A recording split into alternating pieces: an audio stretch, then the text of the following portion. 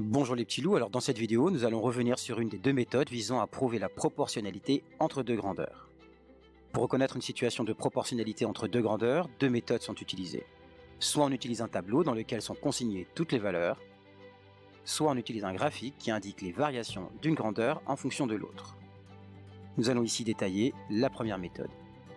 Alors voici comment procéder. Étape 1. On calcule les rapports, c'est-à-dire que l'on divise les valeurs d'une ligne par les valeurs correspondantes de l'autre ligne. Étape 2. On compare les valeurs obtenues. Et voici la règle. Si tous les rapports sont égaux, alors les deux grandeurs sont proportionnelles. Si les rapports ne sont pas tous égaux, alors les deux grandeurs ne sont pas proportionnelles. Nous allons à présent appliquer tout cela au problème suivant. Matteo et Ayman, fans de cinéma, habitent à Paris et doivent se rendre à Marseille pour assister à un festival. Arrivés sur l'autoroute, ils notent pendant une partie de leur voyage la durée du trajet ainsi que la distance parcourue.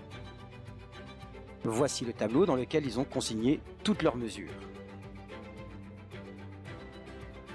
Pour établir si la distance parcourue et la durée du parcours sont proportionnelles ou non, appliquons la méthode que nous venons d'énoncer. Commençons donc par calculer les rapports. Ici, nous choisissons de diviser les valeurs de la seconde ligne par celles de la première ligne. Ainsi, 6 divisé par 4 est égal à 1,5. 9 divisé par 6 est égal à 1,5. 15 divisé par 10 est égal à 1,5. Et 18 divisé par 12 est égal à 1,5. Les rapports sont tous égaux à 1,5, donc on peut en déduire que la distance parcourue et la durée du trajet sont des grandeurs proportionnelles. On rédigera ainsi: les rapports sont égaux, donc la distance parcourue et la durée du trajet sont proportionnelles. Le nombre obtenu, ici 1,5, est appelé coefficient de proportionnalité.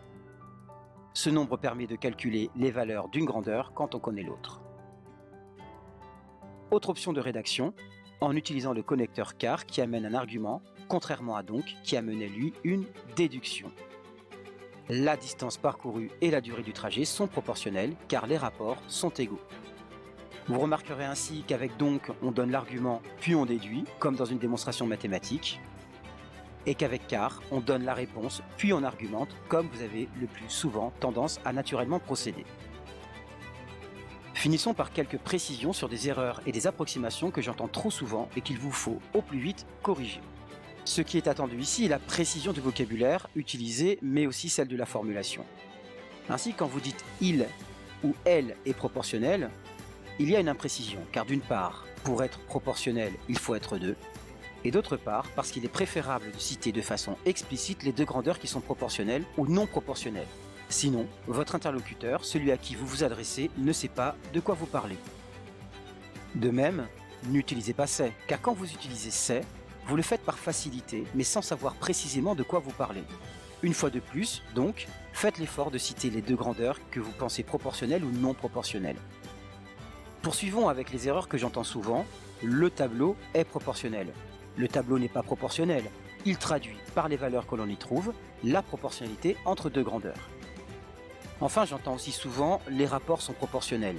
En aucun cas, 4 rapports qui auraient tous pour valeur 1,5 ne seraient proportionnels.